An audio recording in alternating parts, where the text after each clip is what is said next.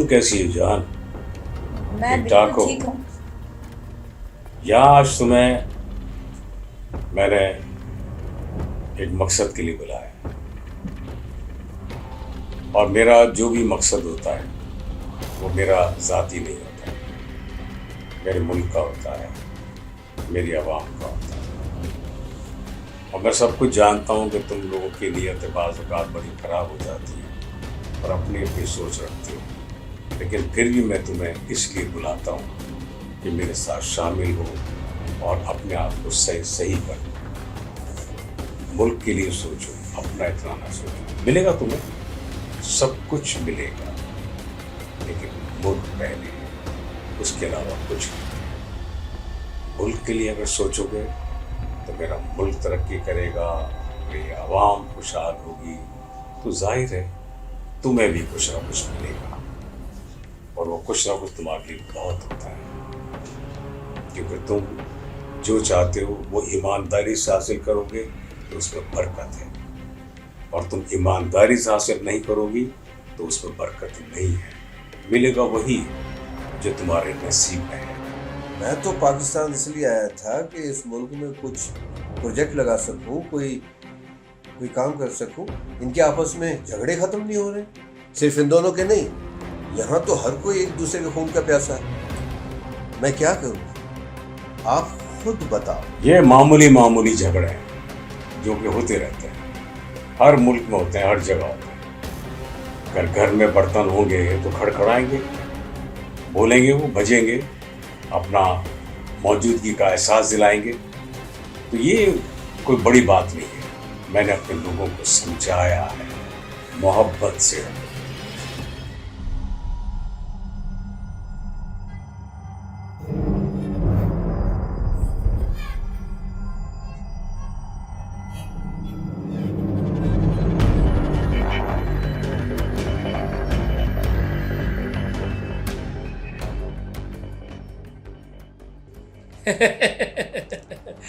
आपकी सारी बातें मुझे अच्छी लगी। माफ़ कीजिएगा, मैं इनका तारुफ कराना भूल गया। ये मेरी सेक्रेटरी है, रीटा। हाँ रीटा। अस्सलाम वालेकुम। वालेकुम सलाम, नाइस टू मीट यू। आपसे मिलकर खुशी हुई। मैं हूँ तो नेशनल तुर्की का, लेकिन पाकिस्तान में मेरा दिल धड़कता है, इसलिए मैं यहाँ। वाह क्या बात है। मेरी ये कोशिश होती है कि पाकिस्तान तरक्की करे, पाकिस्तान आगे जाए, यहाँ के लोगों की गुर्बत ख़त्म हो, पाकिस्तान तरक्की करे। इसी वजह से मैं कुछ प्रोजेक्ट लेकर आया हूँ। बड़ी अच्छी बात है, आपकी बड़ी अच्छी सोच है, क्योंकि आपकी सोच है कि पाकिस्तान तरक्की करे। हालांकि आप मेहमान हैं हमारे, कितनी अच्छी सोच है आपकी। देखे ना, कुछ लोग हैं हमारे जो सिर्फ दिल दिल पाकिस्तान गाते हैं और कुछ करते नहीं। मेरे ख्याल से पहले भी आपने यहाँ कई प्रोजेक्ट दिए हैं, लेकिन मैं उसके बारे में आपसे कुछ बात करना चाहता हूँ। जी खुल के करें, मैं आपके लिए आया हूँ। रीटा, तुम्हें याद होगा हम 2-3 प्रोजेक्ट पर गए हैं। देखें, आप बजट तो देते हैं अरबों खरबों का, और वो जो बजट है कमीशन में कटता, और जब उस प्रोजेक्ट के बनाने का टाइम आता है तो खरबों का बजट करोड़ों में रह जाता है। और जब वो पुल अंडर बाई पास बनते हैं तो उनका कोई मयार नहीं होता। बोलें। इसके बारे में क्या कहेंगे आप? देखिए, हम अपने पैसे उस कॉन्ट्रैक्टर को दे देते हैं, उसकी मर्जी है कि वो 1 नंबर काम करे या 2 नंबर काम करे। आप चाहते हैं कि मैं भी अपना पैसा दूसरे ताजरों की तरह श्रीलंका और बांग्लादेश में ले जाके इन्वेस्ट करूँ। मैं रहता तुर्की में हूँ, लेकिन मेरी धड़कनें पाकिस्तान में धड़कती हैं। आप क्या चाहते हैं? दूसरों की तरह मैं अपना पैसा तुर्की, बांग्लादेश या किसी और जगह पर ले जाऊँ और मैं भी जाके उन्हीं की तरह दूसरे मुल्क में काम करूँ? अब आप जो भी प्रोजेक्ट में इन्वेस्टमेंट करें ना, तो ऐसे लोगों को चुनें, ऐसे लोगों को देखें आप, ताकि वो मयारी काम करें और अच्छा काम करें। प्रोजेक्ट बने, अच्छे बने, मयारी बने, ताकि किसी किस्म की कोई प्रॉब्लम ना हो। आपके इल्म में होगा कि कुछ अर्से पहले एक पुल बना था जो गिर गया। अरे हाँ, मेरे इल्म में है, वो शेरशाह का पुल था। हमने तो अपने पैसे आपको पूरे दिए थे, कॉन्ट्रैक्टर को पूरे दिए थे। हम चाहते हैं कि इस मुल्क में बहुत सारे प्रोजेक्ट बने, अच्छे बने। हम पैसा देते हैं, दिल से देते हैं। आपके कॉन्ट्रैक्टर ही उसमें से पैसा खा जाए तो उसमें हमारा क्या कुछ। अगर इसी तरीके से काम चलता रहा, ना तो इस मुल्क की गुर्बत दूर होगी, ना यहाँ के लोग तरक्की करेंगे, ना पाकिस्तान आगे बढ़ेगा, और ना ही हम यहाँ काम करने के काबिल रहेंगे। तो मैं चाहता हूँ कि आप भी कुछ ऐसा इकदाम करें कि काम अच्छा हो, ताकि हम आप नहीं, मैं ये चाहूँगा कि मेरा एक मिशन है, मैं उन लोगों को पकड़वाना चाहता हूँ। ये बात मेरी सेक्रेटरी रीटा को भी पता है, और मैं चाहता हूँ कि आप मेरा साथ दें। ये तो अच्छी बात है, फिर आप उनकी निशानदेही करें, मैं उनको कॉन्ट्रैक्ट दे दूँगा। मैं चाहता हूँ कि वो लोगों को दूँ मेरी तरह, जिनकी धड़कनें पाकिस्तान में धड़कती हों, पाकिस्तान की तरक्की के लिए काम करना चाहते हैं। बिल्कुल, आप उनको भी दें और उनको भी दें जिन्होंने चेहरे पर नकाब चढ़ाए हुए हैं। हम उन्हें बेनकाब करें जो हमारे मुल्क के लिए नासूर है। अगर हमने अपने मुल्क के लिए, अपने शहर के लिए जिन लोगों को चुनना है, वो लोग कैसे होने चाहिए। अच्छी बात है, आप ढूंढें। 47 से लेकर आज तक आप एक ढंग का सियासतदान तो ढूंढ नहीं सके, ये कॉन्ट्रैक्टर कहाँ से ढूंढे। अगर मिल जाए तो बहुत अच्छी बात है, मैं उसको कॉन्ट्रैक्ट दे दूँगा। बात सुने, अभी आपने श्रीलंका की बात की थी, तो क्या श्रीलंका में सिरिपावे मिलते हैं? बहुत अच्छे सिरिपावे मिलते हैं, और आपकी तरह सिरी भी मिलती है। और नान छोले? हाँ, नान छोले भी मिलते हैं। ये सारी बातें मैं इसलिए कर रहा हूँ कि खाना तैयार है। आइए आइए, चले आइए। दाल का तो है ना। आइए आइए।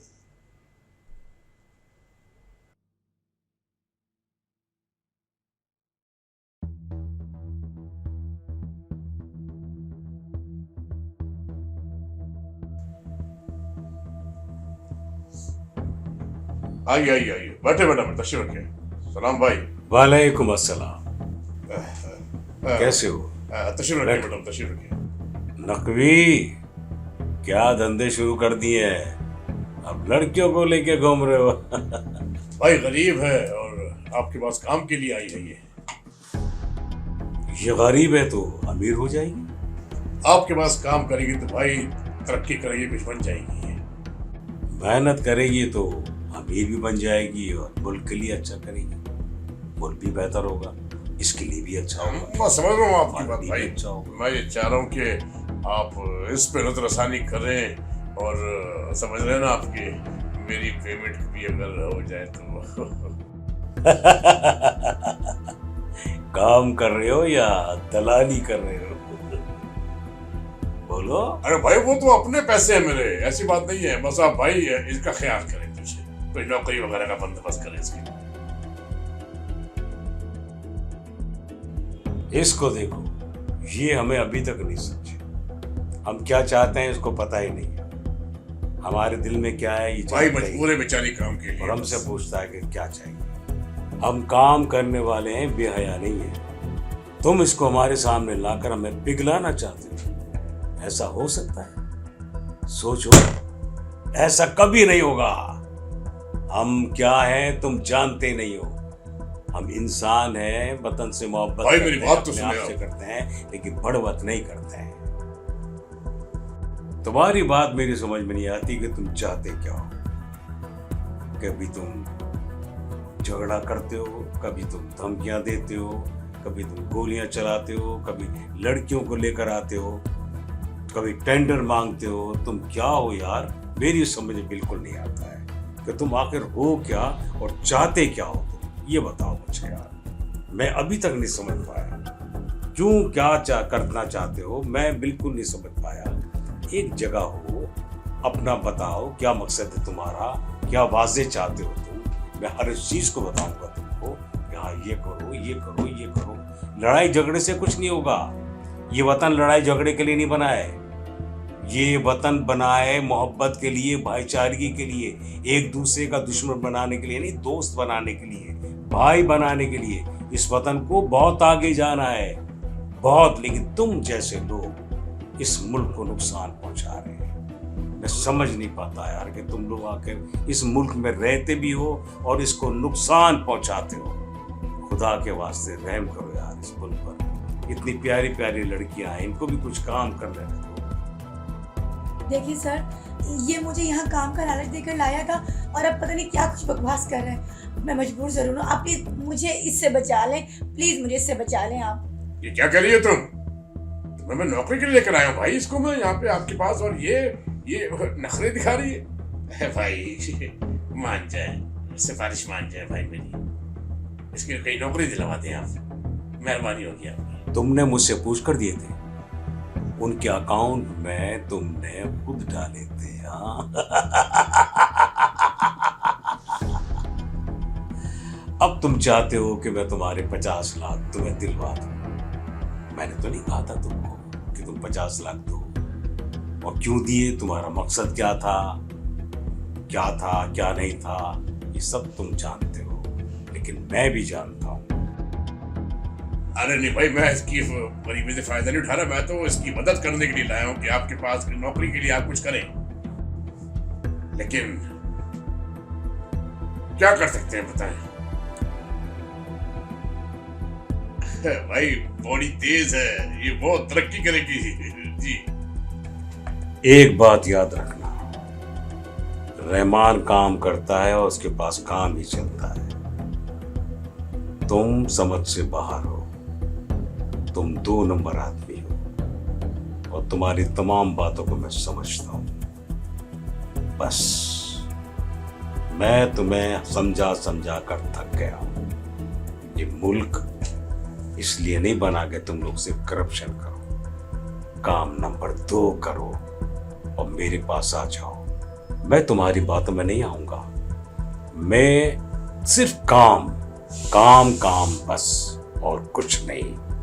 तुम्हारे धंधे को मैं नहीं देखता। तुम्हारी नीयत तुम जानो, मुझे गरज नहीं है। लेकिन मैं अपने पास आने वाले बंदे को एक ही बात कहूंगा कि काम करो, मेहनत करो, उसी में अजमत है। ये लड़कियों को लाना, धमकियां देना, बुरा भला कहना, नोट खा लेना, दूसरों के अकाउंट में 50 लाख डालना और पता नहीं क्यों देना और फिर कह देना कि मुझे मेरे 50 लाख दिला। मैंने तो नहीं दिए थे। मैंने तो तुम्हें नहीं कहा ना मैंने तुमको कि 50 लाख इनको दो। मुझे तो पता ही नहीं, मेरे फरिश्तों को नहीं पता। अब मैं कैसे दिलाऊं? अपने आप को सेट करो, समझो मेरी बात को। अब भी वक्त है तुम्हारे पास। ये बता दिया मैंने तुमको। अब भी अगर तुम नहीं समझोगे तो आज हो कल नहीं रहोगे, मेरे दिल से भी निकल जाओगे। ऐसा तो मैं लेके रहूंगा भाई। वो कहते हैं ना कि घी अगर सीधी उंगली से ना निकले तो उंगली थोड़ी टेढ़ी कर लो। भाई इसी हालत में भी पैसा लेके रहूंगा। वो मेरी हक हलाल की कमाई है। चलता हूं मैं, ख्याल रहे। चलता हूं भाई।